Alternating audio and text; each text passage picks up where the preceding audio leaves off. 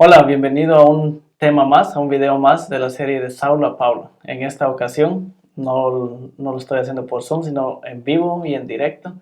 Y es porque la invitada es una invitada muy especial y es mi esposa, Marina. Bienvenida a mi canal y gracias por aceptar la invitación. Gracias a ti, gracias por invitarme, me siento muy especial. Qué bueno. Bien, pues puedes presentarte y cuéntanos lo que quieras contarnos de ti para que la audiencia te pueda conocer mejor. Sí, mi nombre es Marina, tengo 32 años y soy alemana, así que mi idioma materno no es el español, sino el alemán. Tú tendrás que ayudarme en varias partes tal vez de esa entrevista, tal vez terminar mis frases, no sé, traducirme. Me cuesta un poco el español, pero voy a hacer todo lo posible para contar mi historia. Estoy casada con un guatemalteco que se llama Wilbert. Tenemos dos hijos, el mayor tiene 6 años y el menor 3 años. Y soy trabajadora social y en los últimos años me especialicé en la psicología del desarrollo enfocado o basado en el vínculo. Eso es Para niños. para niños, eso es mi tema y ese tema también cambió mi vida y es una gran parte de cómo veo a Dios ahora, pero de ese vamos a hablar después. Hablaremos después, sí. Ajá, hablaremos después. Por lo del idioma no te preocupes, que justo ayer grabamos una entrevista al contrario en alemán y tú completabas Así, las frases que a mí me hacían falta. exacto. Muy bien, gracias por Somos un presentarte. buen equipo. Exacto. Cuéntanos tus inicios en la espiritualidad o en la fe cristiana. ¿Creciste en un hogar cristiano o en otra religión? Yo nací eh, en la iglesia adventista, mi hogar, bueno, mis padres son adventistas y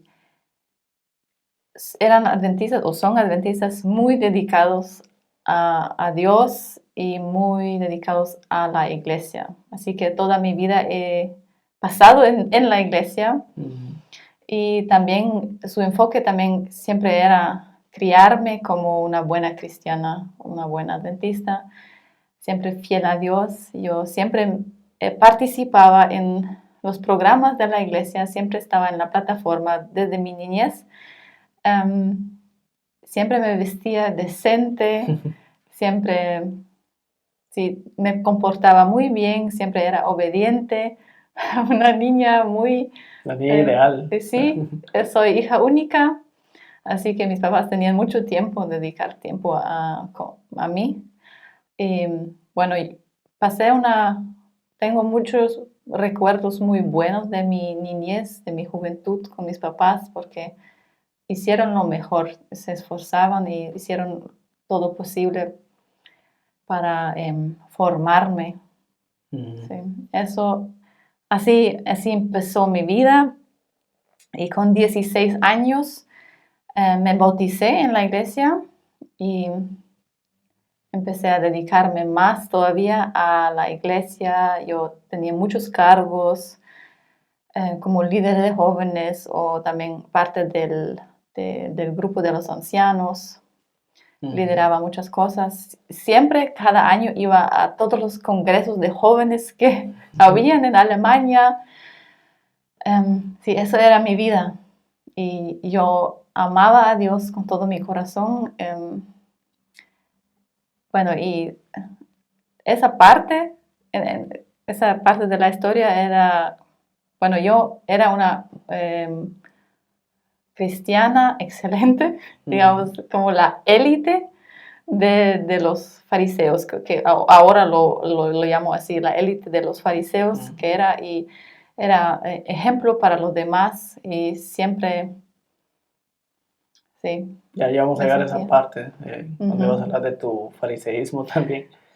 Tal vez sería interesante también que nos cuentes cómo fue que tomaste la decisión para bautizarte y qué fue lo que te motivó, qué pastor escuchaste también, qué te motivó a dar ese paso para el bautismo. Sí, como ya lo dije, que visitaba cada congreso de jóvenes que habían en Alemania. había un congreso donde llegó el pastor o evangelista o misionero David Gates. Y en este año, fue cuando yo tenía 15 años, creo, un año antes de mi bautizo fue ese congreso, y él contaba primero sus milagros, de sus experiencias con Dios, con el dinero, con todo su ministerio, con sus aerolíneas, etc. Y había un sermón que me impactó mucho, y ahí fue cuando decidí bautizarme, fue cuando dijo, ya faltan meses. Dios, Jesús ya va a regresar, faltan meses. No podemos hablar de años, sino de meses. Y estás preparado. Tienes cosas que pertenecen al diablo en tu casa, entonces el diablo tiene la llave para tu corazón, algo así lo explicó.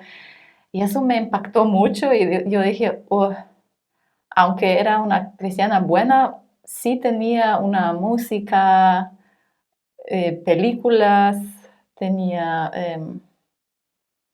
varias cosas así mundanas, y yo dije, entonces Satanás está dirigiendo mi vida, Satanás está dirigiendo mi vida, y tal vez no me puedo salvar, no. ¿Y qué va a pasar si viene ya en un mes? Y bueno, en ese tiempo yo estaba así muy emocionada, y para mí era como que el Espíritu Santo habló a mí y dijo, tienes que decidirte ya, porque vivimos en tiempos muy serios, y David Gates siempre decía que la gente que no se decide ya se decidió, ya se decidió. Y entonces yo dije, quiero bautizarme. Y en el mismo momento mi mejor amiga también tomó la misma decisión, y como 10 jóvenes más de mi iglesia, y el siguiente año nos bautizamos todos. ¿Te dio un ataque de santidad? Sí, tirando todo. cuando regresé yo tiré todas esas cosas, sí, en mi música. Así hacíamos con unos amigos cuando estaba estudiando teología en Costa Rica. Vivíamos 4 en un cuarto, y teníamos música mundana que escuchábamos y todo. Y de repente venía una semana de oración y el predicador hablaba de eso, entonces borrábamos toda la música mundana de las computadoras y todo. Como las 2 semanas andábamos buscando la música otra vez para volverla a guardar, y ya decíamos, lo tomamos como broma, decimos, nos dio un ataque de santidad. Pero bien, así fue tu experiencia para el bautismo, ¿no? Entonces, y bueno, ya dijiste que te creías una cristiana excelente. ¿Y cuál es la otra parte de esa historia?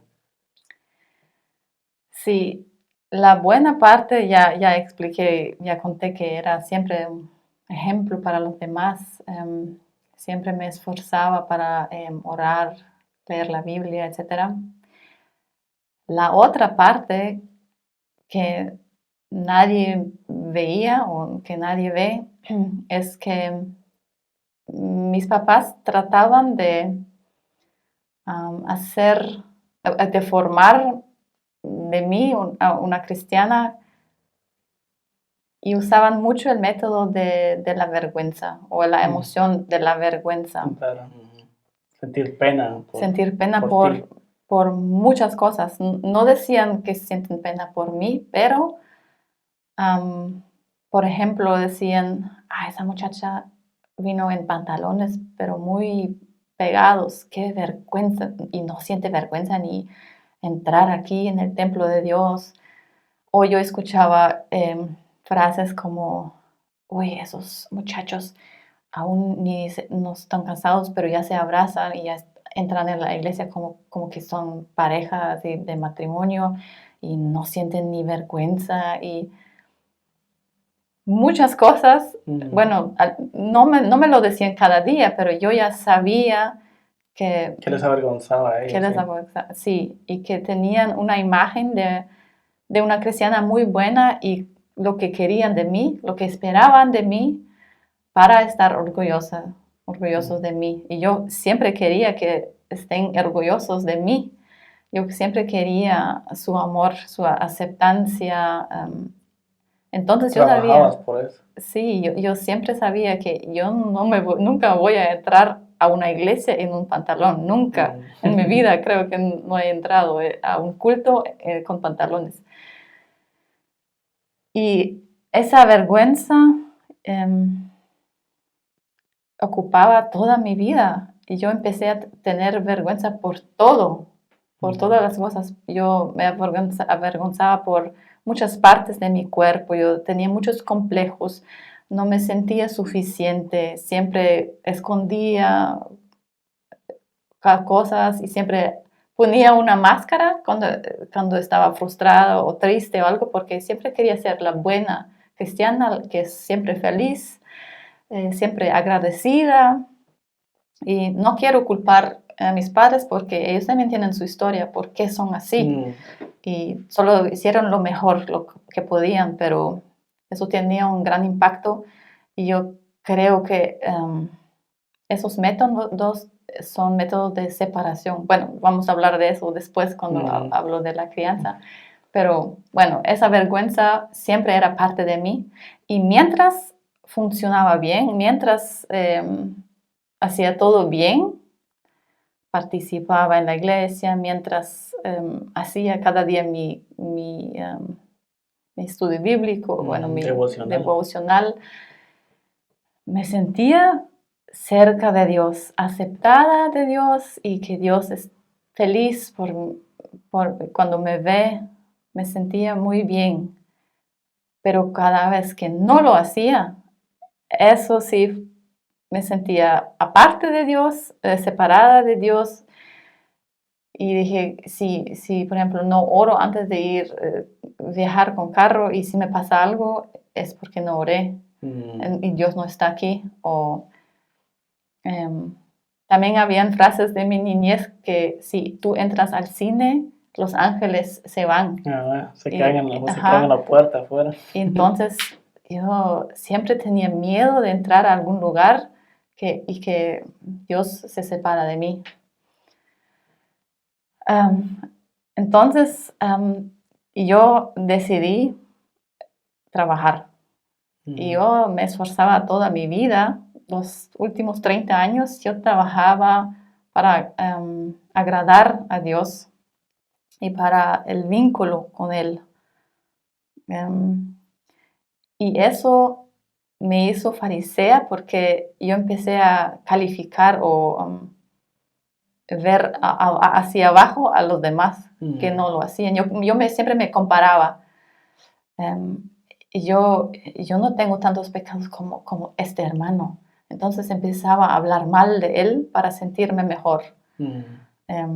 Entonces, pero cuando yo miraba a otra gente en la plataforma, dije, oh, ese evangelista es tan bueno, ¿por qué yo no puedo hacer así? Siempre me comparaba, me hacía sentir mal. Cuando me comparaba con gente peor, me sentía bien. Y siempre esas comparaciones. Nunca me sentía suficiente. Y la verdad, nunca tenía ese seguro de la salvación. Seguridad de la salvación.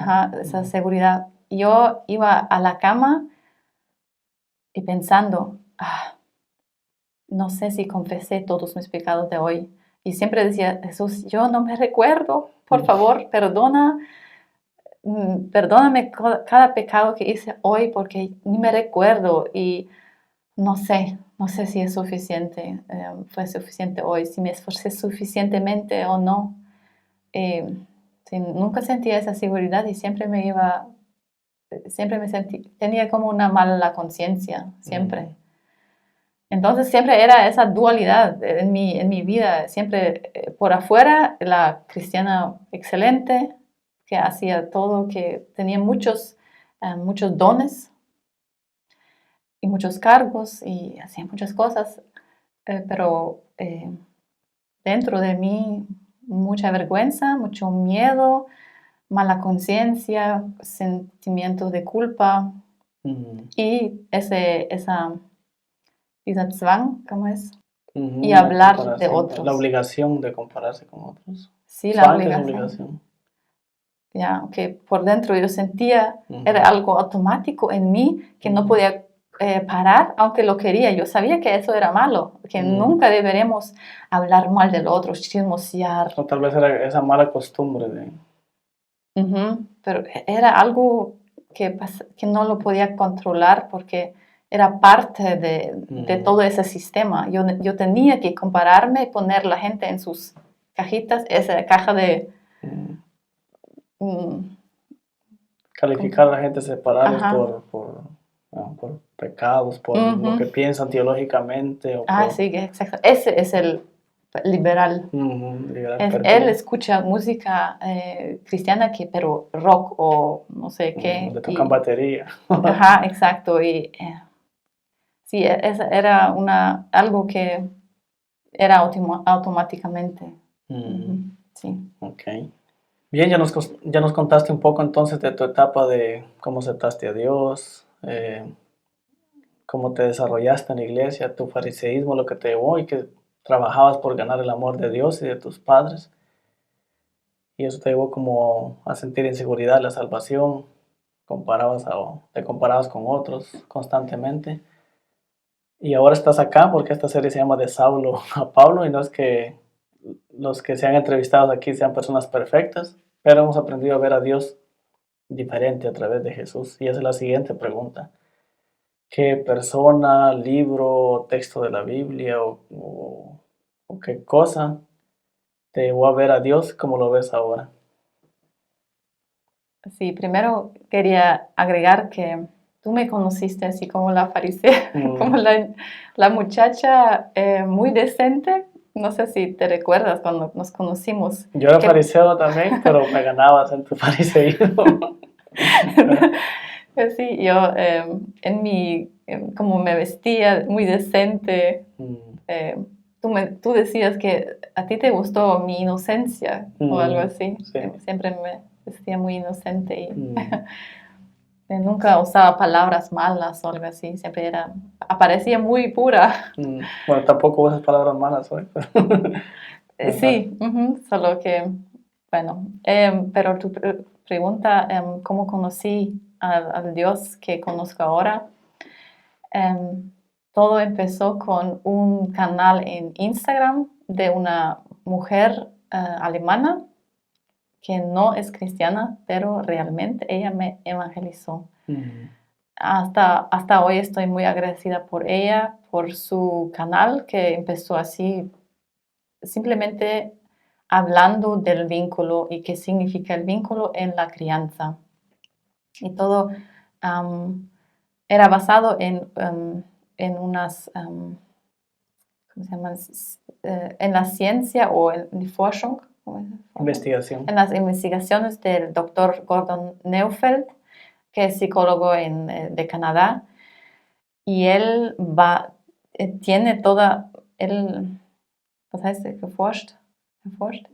Investigaciones. Investigó el desarrollo de un niño y todo basado en el vínculo. Y qué significa el vínculo y qué hace el vínculo en el ser humano o en el niño.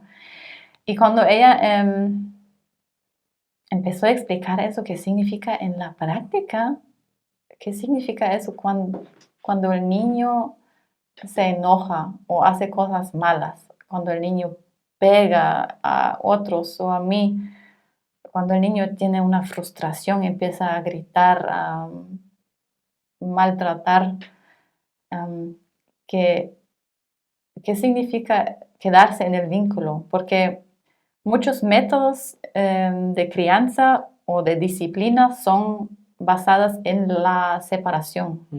La separación psicológica, no física, que es... Psicológica también. También, pero primero física, que es, por ejemplo, ay, no, así no te puedo ver, vete a tu cuarto y cuando te tranquilizaste ya puedes regresar. O cuando... Si el niño está enojado o llorando.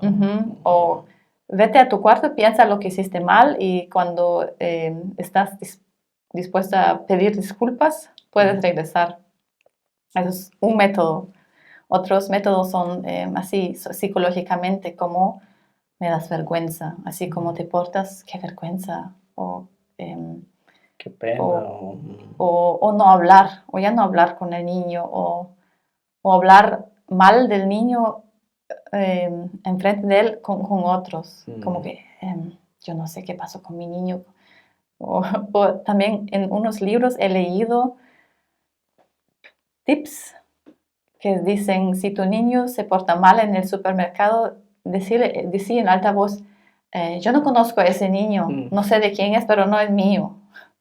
Eso todo es un método de separación y con eso tratamos formar el comportamiento y que crezca un fruto bueno en el niño con cosas, Con métodos con métodos de externos y métodos que no son del reino de Dios. Ujú, Obligación, la vergüenza, sí, separación. todas esas cosas de manipulación. Por ejemplo, si no me obedeces ahora, entonces no te voy a leer la historia antes de dormir. Cosas así siempre con Amenaza, Ajá. chantaje.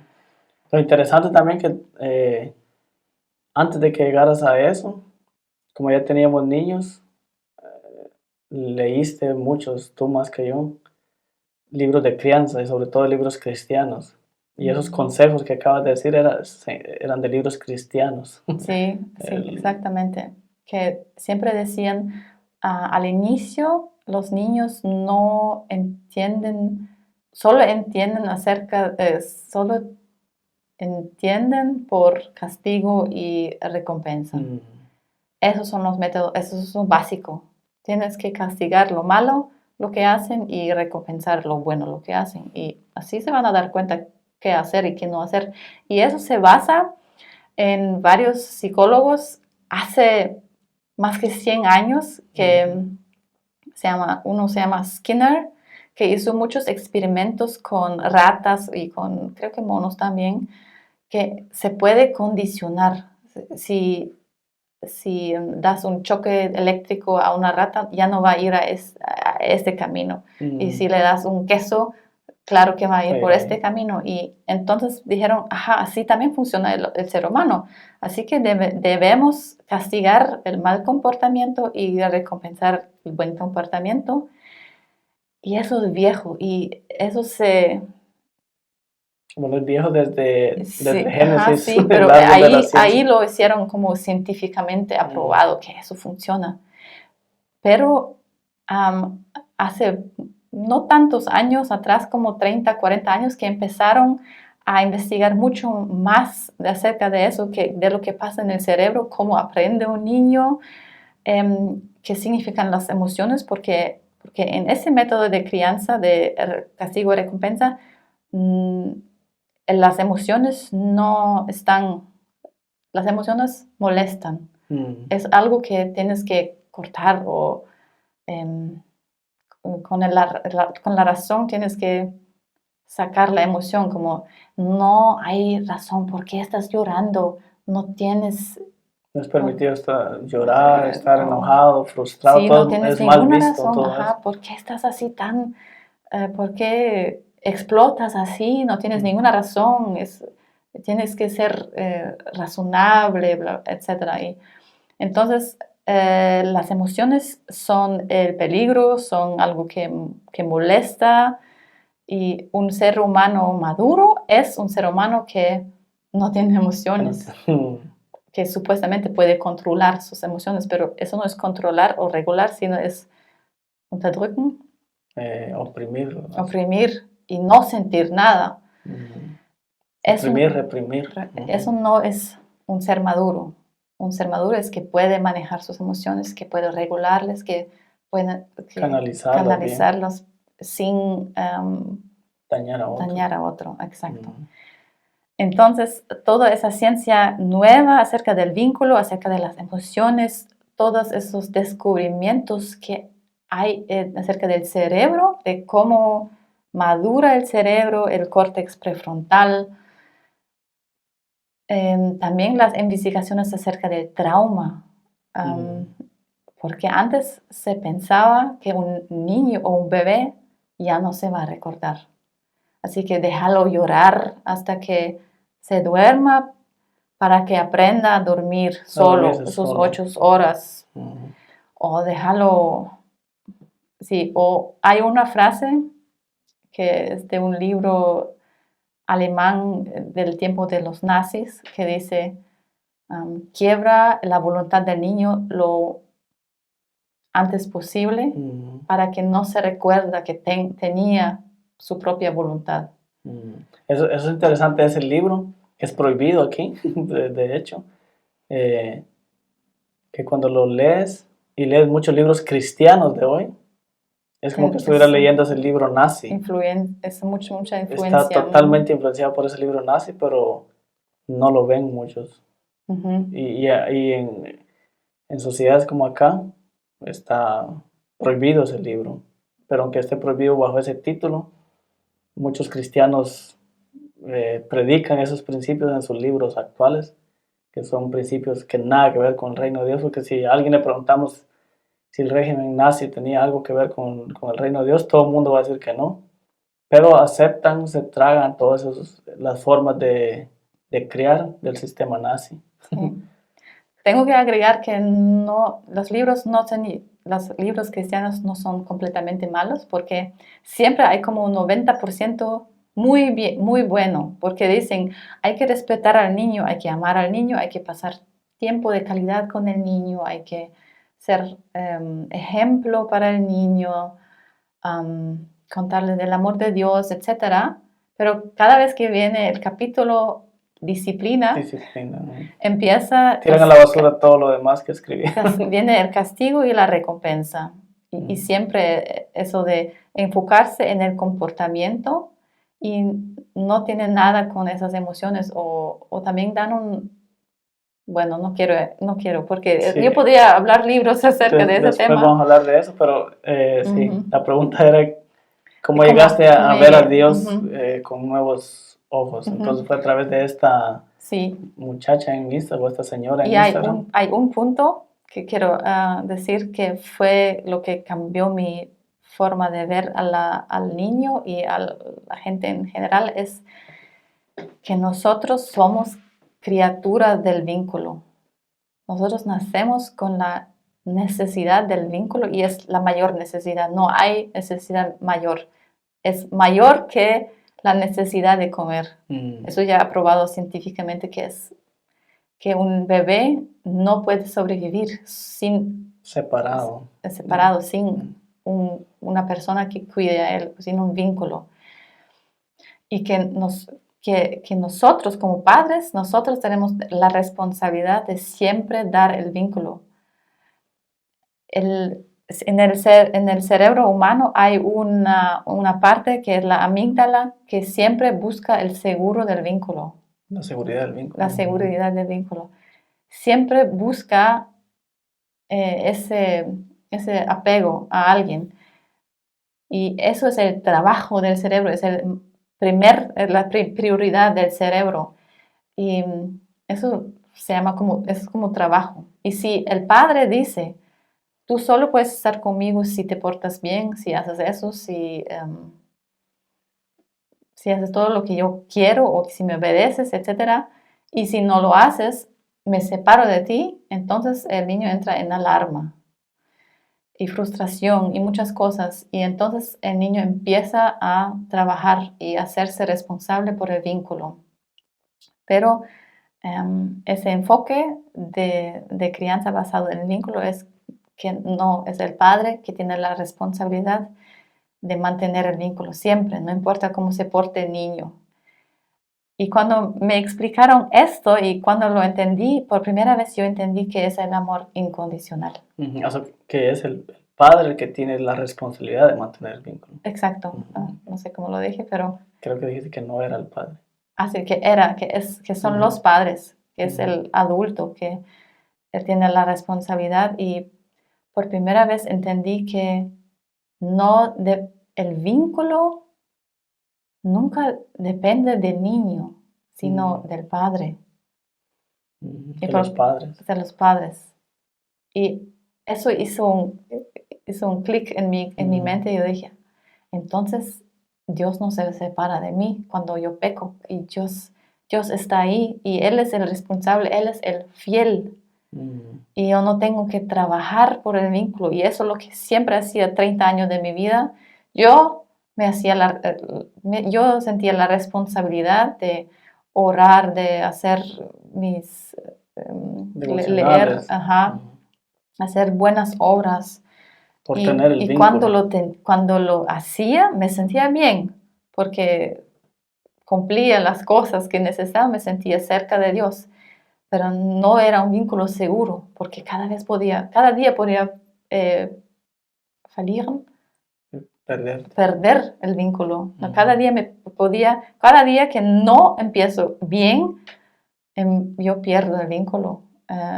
Y eso es una vida que enferma, que cansa y Se llega a siempre rendir uno después de un estresa tiempo. y ya siempre vas a trabajar y nunca puedes descansar. Y eso fue lo que me impactó mucho, que en uno de los libros que empecé, porque en ese tema, yo estaba tan interesada en ese tema que empecé a visitar cursos, a leer libros, y solo pensar en ese tema, Mm, y había una frase que decía, si nosotros damos el vínculo al niño y el amor incondicional, el niño empieza a descansar. mm, Y esa parte en el cerebro se puede enfocar en otra cosa, que es la maduración, que ya no es la búsqueda del vínculo.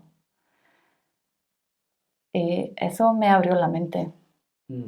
Eso fue lo que cambió y ahí empezaste a ver. Interesante que no fue por nada de la Biblia, sino por un factor externo, por decir así, descubrimientos científicos que comparaste esos descubrimientos con cómo es Dios y te hizo Sí, yo dio dije, entonces lógica. Dios no puede ser así. ¿Por qué debería usar el castigo o la recompensa si ya sabemos que que el ser humano no funciona así, Mm, que eso no lleva buenos frutos, que no hace madurar a la persona? ¿Por qué debería hacerlo? ¿Por qué debería usar el castigo para alarmar a la gente, para frustrar, etcétera, para dañar al ser humano? No podía creer eso. Entonces dije, Dios tiene que ser muy diferente a lo que pensaba. Y justo en ese mismo tiempo, yo también empecé a ver a Dios así, pero del área de la teología, por medio Ujú. de la Biblia. Y me recuerdo que hablábamos noches enteras, ¿verdad? Que no dormíamos hasta Sí. 3 4 de la mañana. Vos hablando del vínculo y yo de cómo era Jesús, que Él es la revelación perfecta de Dios y ahí como Ujú. que encajaba todo. Y Ah, teníamos muchas preguntas, mm, miles de preguntas, porque empezamos a ver cada historia diferente, cada historia de mm, la Biblia. Entonces ahí, ¿qué pasó ahí? Entonces Jesús quería decir esto. Entonces, sí, largas noches de desvelo, pero eran buenos desvelos. ujú. Ah, y una última cosa que quería decir en ese tema. Empezamos a entender eso del árbol del conocimiento del bien y del mal, Ujú, que el bien, que eso, ese bien y el mal, ese principio, es eso de castigo, recompensa, es trabajar por el vínculo, es el sistema de obras, de trabajar por ser aceptado, trabajar por el amor. Y ujú. eso está en todo el mundo. Eso es el Y en todos los sistema, sistemas. en Ajá. todo el sistema, y empieza en la crianza. Y por Mm, eso pensamos que es normal, porque desde niños aprendemos que si yo no me porto bien, si yo hago algo malo, me rechazan. Ya mm. no soy parte de la familia o no me siento parte de la familia porque me apartan, porque me quitan las cosas que yo amo, porque se separan de mí emocionalmente. Entonces, el mensaje en nosotros siempre será, yo tengo que esforzarme por el amor. Ujú. Y dijiste algo que cuando la amígdala descansa porque sabe que tiene seguro el amor, el vínculo, entonces el cerebro empieza a trabajar en la madurez. Y ahora te quiero preguntar, porque eso es un patrón que sucede en todos los que han visto a Dios por medio de Jesús, que empiezan a descansar en ese amor.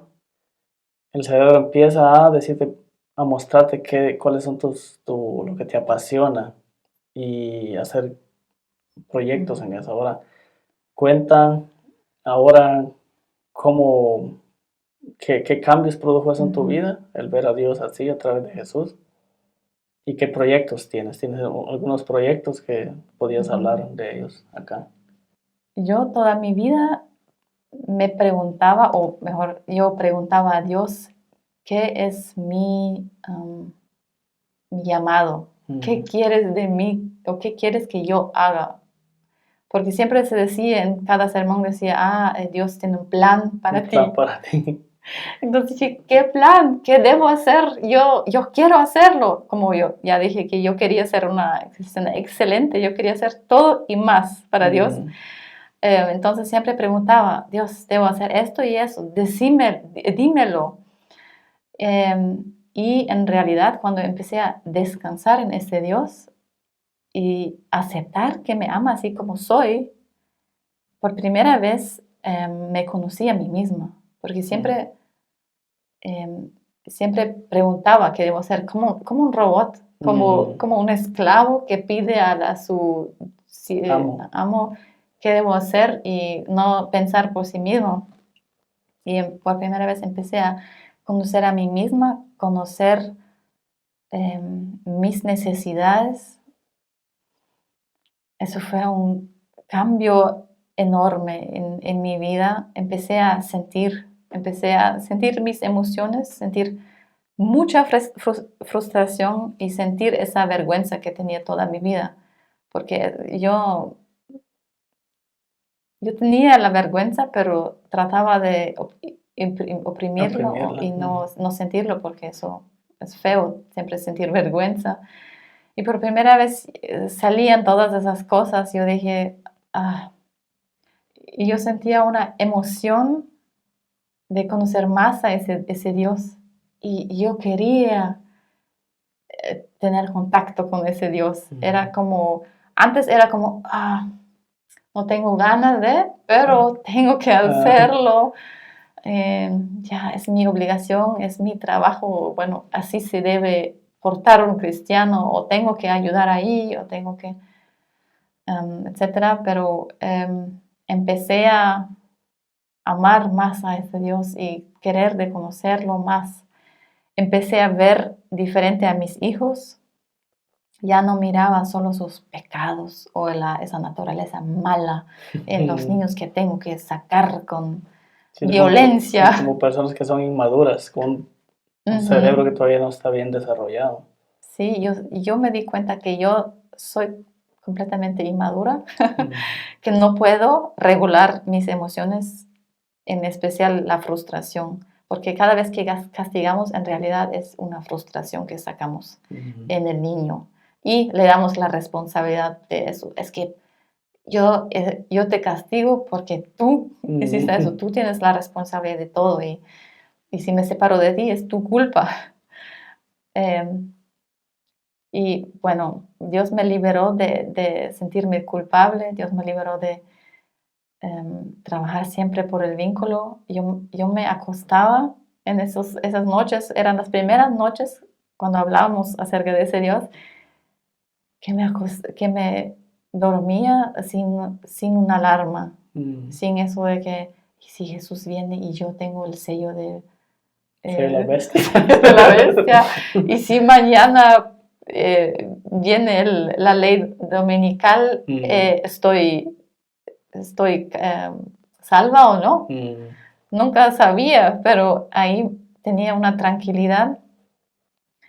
Empecé a ver diferente a los niños, como ya dije, y empecé a ver diferente a todos, Mm. Eso es. a todos. Mm. Cada vez que miraba a una persona que se portaba mal, digamos, que me trataba mal a mí, antes lo primero que yo hacía era pensar mal de la persona, Juzgarla. juzgar. Eso es lo primero que hacía con todos, con Mm. todo el mundo, juzgar, poner en una caja. Ah.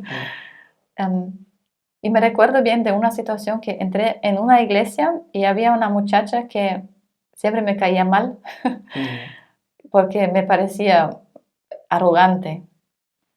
Y por primera vez yo entré en la iglesia y la miraba y dije, y pensaba en su biografía, yo sabía que tenía un hogar difícil, que era muy difícil para ella y ella tenía un corazón, ella tenía que endurecer su corazón Para no sufrir. o por lo menos ponerse una máscara de que no me puedes dañar, no me puedes lastimar porque yo soy algo, etcétera. Pero atrás de arrogancia o atrás de eso de andar así, yo soy mejor que todo el mundo, hay una autoestima extremadamente baja Mm, y una persona muy dolorida, lastimada, ¿no? lastimada y tiene que endurecer su corazón. Y si tú miras a una persona con estos ojos, que para mí son los ojos de Jesús, porque Él Mm. sabe por qué cada persona es criminal o prostituta o no sé qué, Él conoce la historia atrás de todo eso.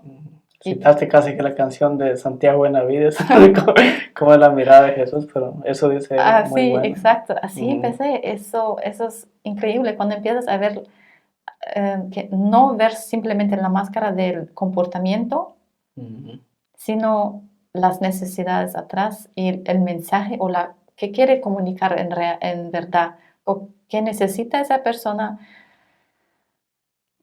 ya es completamente diferente. Eso lo Como estudiamos también en otra teoría, que no es la del vínculo, sino la de sin violencia, la comunicación comunicación no de violenta, Marshall Rosenberg. que Ujú, habla de eso, que los malos comportamientos son necesidades insatisfechas de personas. Les falta amor o aceptación y por eso reaccionan ujú, así, les muchas falta. cosas, sí. Ujú. Ok, pero entremos ahora de lleno Ujú, tus proyectos, qué es lo que haces ahora, cómo ujú. ayudas a la gente. Sí, entonces ahora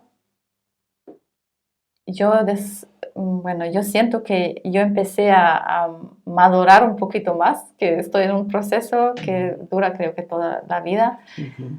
pero sentí que creció como un árbol con bastantes frutas en mí y ya no es esa fruta del bien y del mal que aparecía bonito, porque Ujú. yo siempre aparecía bonita en la iglesia, la esposa de pastor, que siempre Ujú. estaba en la plataforma y con buenas historias para niños, me recuerdo. Ujú. Em, y, em, y yo tenía siempre la recompensa de eso. Mi recompensa era que todos decían, wow, qué buena cristiana. Esa era mi recompensa porque así ahí me sentía bien. Y cada vez que me criticaban me sentía muy mal porque era como castigo. Ujú.